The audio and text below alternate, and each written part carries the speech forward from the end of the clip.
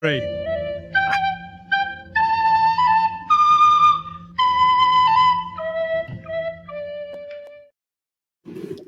Yeah, well, yes, absolutely. Well, there's not a great deal sort of Jubilee or Queen orientated, sadly, about this week's diary. But anyway, here we go.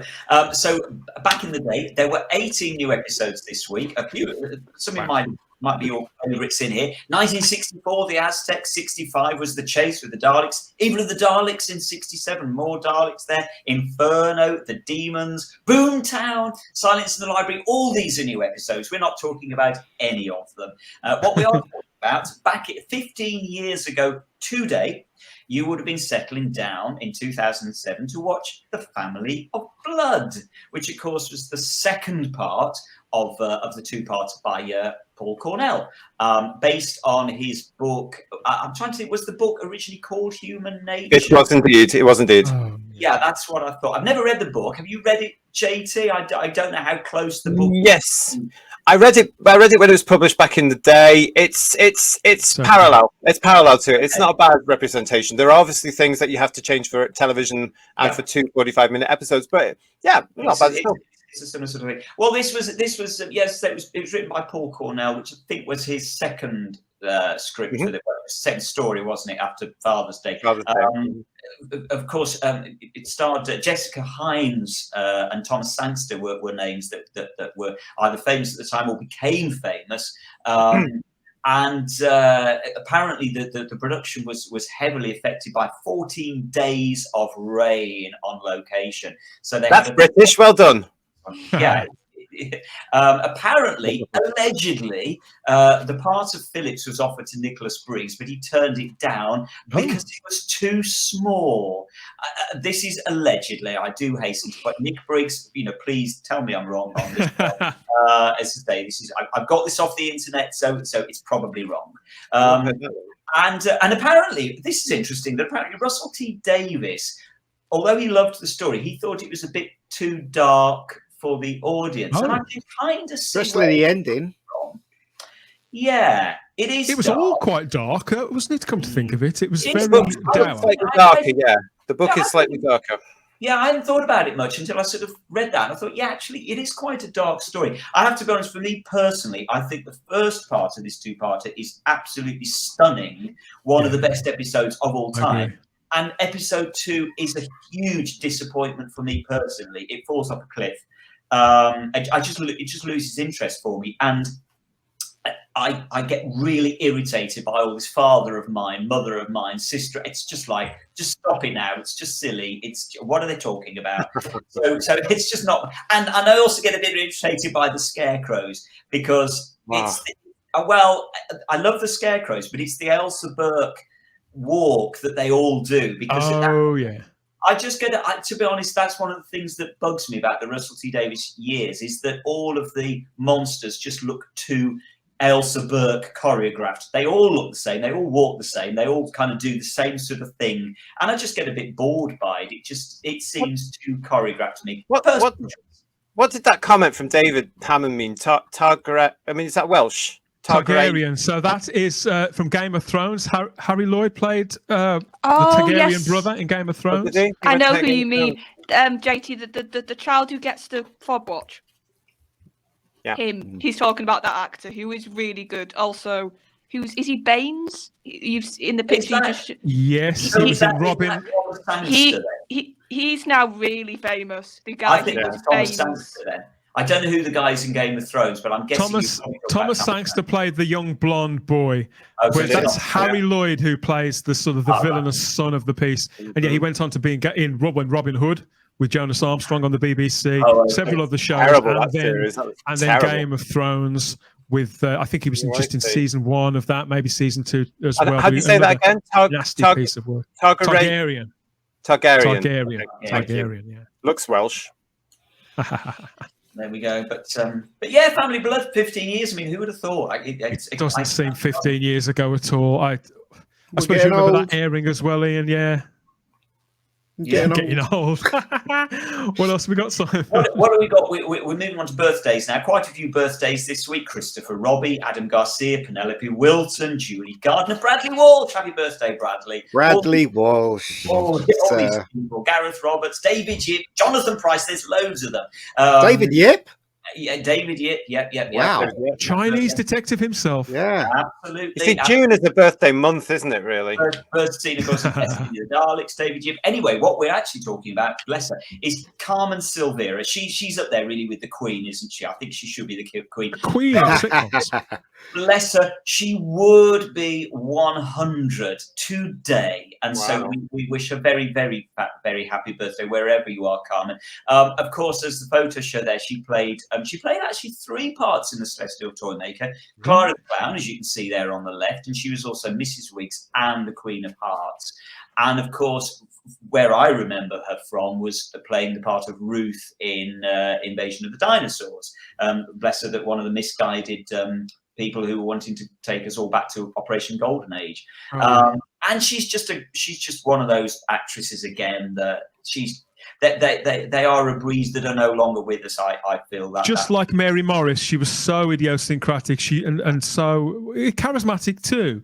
I think it was partly because she was you're the one with the diary. Where was she from originally, Simon? I can tell you all of that. She was born, obviously, as we see there, in 1922 in Toronto, Canada. But get this, Dan. She came to live in Warwickshire in the West Midlands, not far away from you and I, when she was 2 years old. So she came just down the road. I didn't know that. Yeah, during World War II, she was evacuated to Montreal, and apparently she narrowly escaped death because her name at the last minute was apparently taken off the passenger list for a passenger ship that was sadly sunk by the enemy, drowning 350 kids, and she would have been on that ship. And when she returns to the UK after the war, she then trained at the London Academy of Music and Dramatic Arts and made her name actually in Z-Cars, as so many actors did in those days in the 60s. It ran for years, went on didn't it? Dad's Army, did loads and loads of West End stage work. She did charity work for the wonderfully named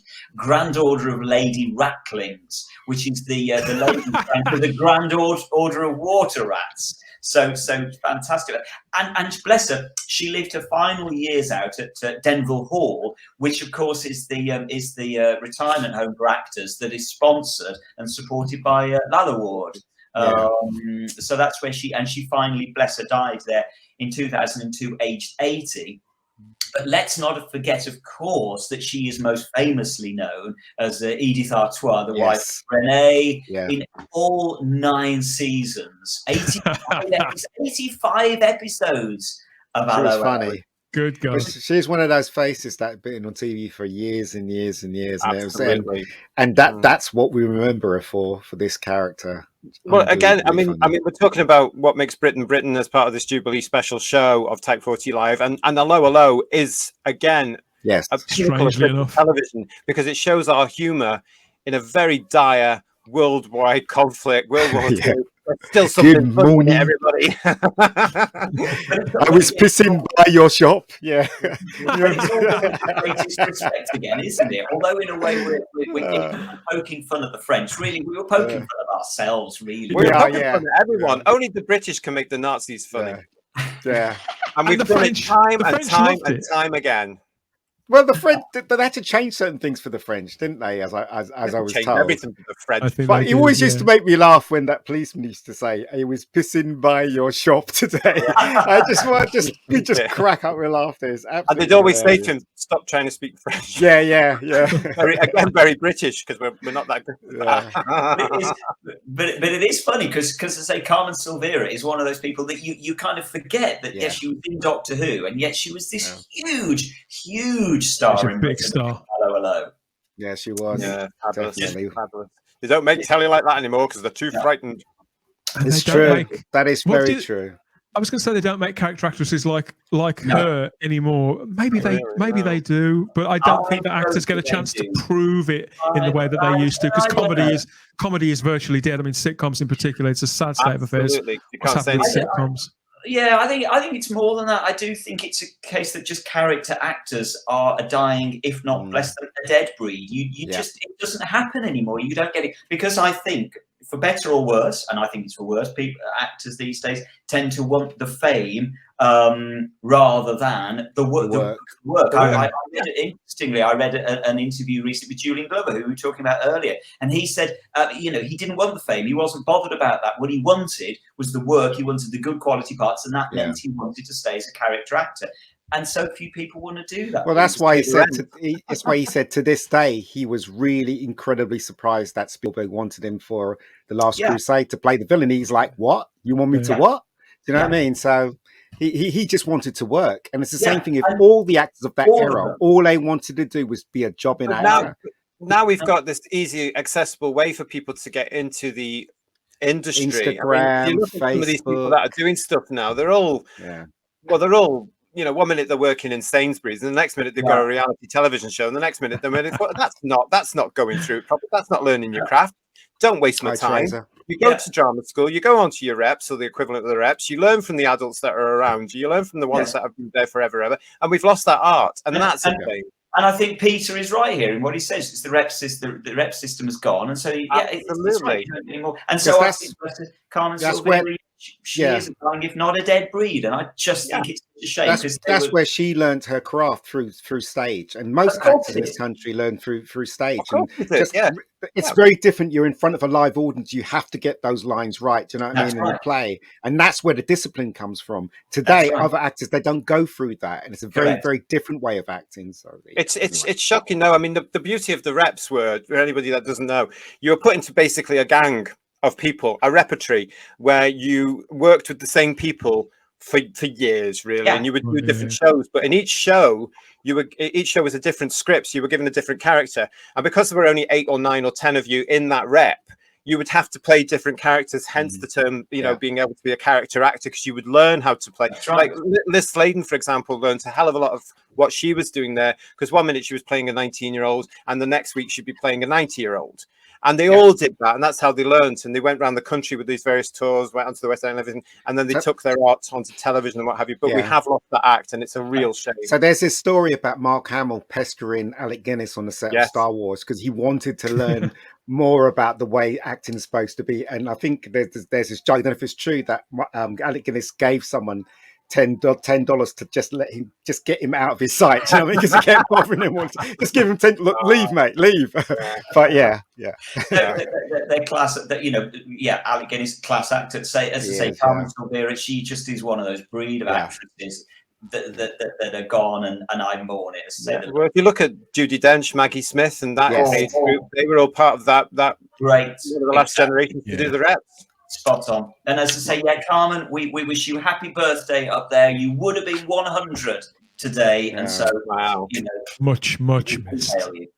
And anyway, moving on very, very finally, also 33 years ago last night, Colin Baker took over from John Pertwee in The Ultimate Adventure in 1989, and this so this was the first week of Colin's run. This week would have been the first week of Colin's run of about 3 months in the role of the Doctor in The Ultimate Adventure. John Pertwee had done about 2.5 months to begin with, and then Colin took over for the last half of the run. And he opened, Colin Baker's shows opened last night, 33 years ago, at the Newcastle Opera House. And as you can see, there was a slightly redesigned costume there, only slightly. I think really, to a large extent, it was pretty much just the sort of waistcoat. No, it's the whole thing. They had to use that one just for the publicity pictures, wasn't it? Yeah, well, they had to, because the program had to be redone, and his costume for the stage show wasn't ready at the time. So we got the standard initial pictures, didn't we, with the Daleks and with his companions? But the costume took a bit of tinkering, didn't it? And I had no idea, because I never went to see this, Simon. So I never saw. Oh my God! I had no idea that Colin had another costume for that. So they did completely update his costume for it. The stage one was far better, I thought. I saw this so many times. So this is my original program. There's the Colin pictures in the middle there. I've got flyers here from what's like. This is from the ground Wolverhampton, which is just down the road from me. So, but I want to look. I was actually at the very, very, very final show in Eastbourne. I became a bit of a stalker actually. I went to all over the country to see this, and was there at the final show at Eastbourne. It was a brilliant show. I'd give anything to be able to go back and watch that show again. It was bursting with life, with energy, with everything. We've talked about quintessential Britishness of Doctor Who. Of course, Margaret Thatcher was in it. Of course, Winston Churchill was in it. Why wouldn't they be? And it was very much a celebration, actually, sort of the Britishness of Doctor Who.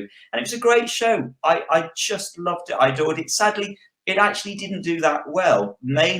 Simply, to be honest, because it had cost so much to do. Oh, really? The laser to put on a fortune. They borrowed the laser light show. Well, they hired the laser light show from Pink Floyd, as I recall. It cost a fortune to put this show on, and so they were almost doomed from day one. They simply couldn't really make much money on it, which was a shame because it was very successful and it had lots of people go to it. And it was brilliant. Did you see it, JT? Oh yeah, saw it a couple of times. Yeah. And I got the poster up here. Oh, there you are. Of course you had. Ian, did you see it? Nope. Nope. I'm so sad I missed out on that. But Dan, did you not see either, Colin or John? I was going to go, and it would have been the day. I think I've said this before, but it would have been the day when David Banks took over the role for that one afternoon. So I wouldn't have seen Colin. I would have seen Colin or John. But we obviously you were there several times by the sounds of it. Yeah. And Colin Baker did. How long did the restraining order last? In the end? Yes, that is a photo of me looking about 12. My God, young, what's going on? Colin's jumper there is so 1980s, isn't it? That's backstage, obviously, at the office after the show in. I think it was the Wolverhampton Grand. Can't remember, probably. I think Colin has just got that fixed grin on his face, thinking, "How do I get away from this idiot? Save me!" I love your jacket. It's such a 90s jacket, isn't it? Yeah, it is. I'm just admiring how Colin is layered up there, Ian. He's got like a shirt, a jumper, and a body warmer or a Gillette or something. Yeah, that's definitely a jumper that I used to have. We all did somewhere, yeah. Several people in the chat are talking about this as people who went to see The Ultimate Adventure. I think we've said before, haven't we? Who fan Dan saw Colin at the Grand and met him backstage with the Stourbridge fan club. I used to go to the Stourbridge fan club, the SRS, but I think I might have left or didn't go to that, Dan. So I probably saw you there. I was very young when I left. When I went, Crimpling DeBoon says I loved Zog. He was the hairy creature that sort of hung around with them, wasn't he? Yeah. Darren Bradley says I snuck in my video camera to film it. That's outrageous, Darren. Darren, we need the footage. Let us see it. Oh no, I don't know if I could. Richard Brooks says Colin is looking off, thinking not that. Horton hearing a Who again. Yeah. It's definitely a fixed screen on Colin. It's definitely get me out of this. Wonderful stuff, and a great photograph there to finish off the Doctor Who diary this time. Thank you for putting all that together for us, Simon. It's always a pleasure, isn't it, to go back to these happy times. Happy times.